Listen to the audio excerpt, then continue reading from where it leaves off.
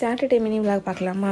Morning எழுந்தோடனே எங்கள் அம்மா Maggi செஞ்சு வச்சுருந்தாங்க. சரி, அந்த மேகி அப்படியே சாப்பிட்டுட்டு அன்றைக்கி என்ன தேவையோ அதெல்லாம் வாங்கிட்டு வந்துடுவாங்க. கீரை தான் அன்றைக்கி மதியம் செய்கிற மாதிரி பிளான் பண்ணி வச்சுருந்தாங்க. அதனால் அரைக்கீரை வாங்கிட்டு வந்திருந்தாங்க.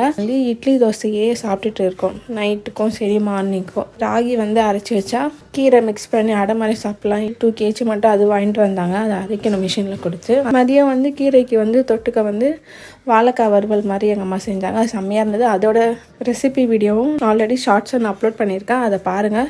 செம்ம டேஸ்ட்டாக சூப்பராகவே இருந்தது. ஈவினிங் போல் வீட்டில் நானும் தம்பி எங்கள் அம்மா மட்டும் தான் இருந்தாங்க. அதனால் காஃபி மட்டும் குடிச்சிட்டோம் ஈவினிங். டின்னருக்கு உப்புமா தான் செய்யப்போம். அதுக்காக நான் ஆனியன் மட்டும் கட் பண்ணி அம்மாட்ட கொடுத்தேன்.